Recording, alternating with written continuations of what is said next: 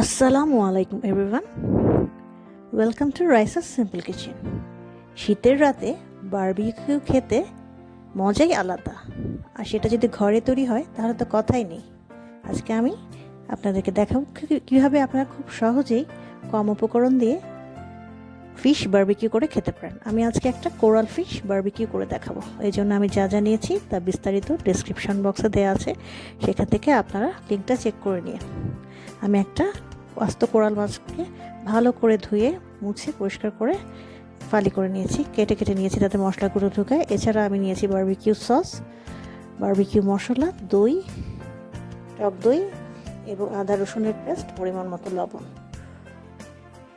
সমস্ত উপকরণ আমি একটা বলের মধ্যে নিয়ে আগে মিক্স করে নিচ্ছি। পরিমাণগুলো আপনারা ডেসক্রিপশন বক্স থেকে চেক করে নিয়ে।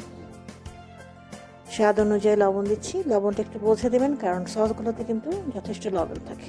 তারপরে আমি পুরো মাছের মধ্যে মশলাটা খুব ভালো করে মাখিয়ে রাখবো। মেখে আমি ঘন্টাখানেক রেখে দেব। একটু বেশি সময় যদি ম্যারিনেট করে রাখেন তাহলে কিন্তু ফিশটার টেস্ট অনেক বেশি ভালো আসে। এটা যেহেতু আমরা কয়লায় পোড়াবো, তাই উপরে খুব বেশি মশলা লাগাবো না, কম পরিমাণে মশলা দিয়ে আমরা এটাকে বারবিকিউ করব। যতটুকু মশলা মাছের গায়ে লাগে অতটুকুই দিব। আমি ভালো করে হাত দিয়ে মেখে নিচ্ছি। এখন আমি তেল দিব না, আমি যখন এটাকে বারবিকিউ করব তার মিনিট 5 আমি এখানে 2 টেবিল চামচের মতো সর্ষের তেল দিয়ে দিব। এখন আমি একটা র্যাপার দিয়ে এটাকে ঢেকে রাখছি। আপনারা যে কোনো কিছু দিয়ে ঢাকতে পারেন যাতে মশলাটা ইনট্যাক্ট থাকে। আমি ফিরে এসেছি প্রায় 2 ঘন্টা পরে। উপরে আমি এখন একটু সর্ষের তেল ম্যাসাজ করে দিচ্ছি।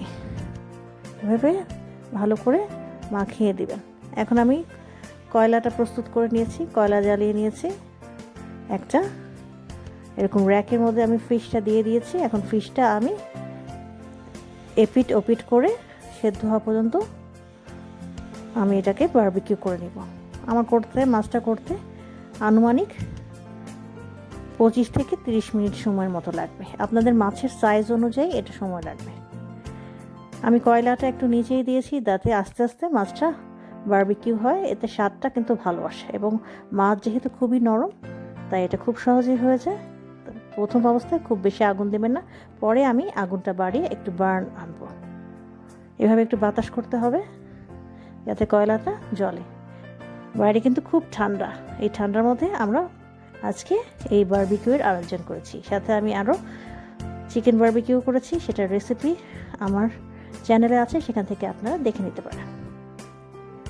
এখন প্রায় শেষ পর্যায়ে এসেছে। এখন আমি একটু আগুনটা বাড়িয়ে দিয়েছি একটা বার্ন লুক আনার জন্য, এবং ফাইনালি এটাকে আমি আরেকবার উল্টে দিচ্ছি। মোট আমি একটা পাশ 2 বার করে উল্টেছি, মোট 4 বার। আমার রেডি হয়ে গিয়েছে। এখন আমি এটাকে গরম গরম সার্ভ করব। আশা করি রেসিপিটি সবার ভালো লেগেছে। যদি ভালো লাগে আমার চ্যানেলটি সাবস্ক্রাইব করবেন, আর আপনার ফ্রেন্ডস এবং ফ্যামিলির সাথে শেয়ার করবেন। আর আপনারাও এভাবে বাসায় বারবিকিউ করে খাবেন। এতক্ষণ চ্যানেলটি দেখার জন্য আপনাদেরকে আন্তরিকভাবে অনেক ধন্যবাদ। ভালো থাকবেন সবাই।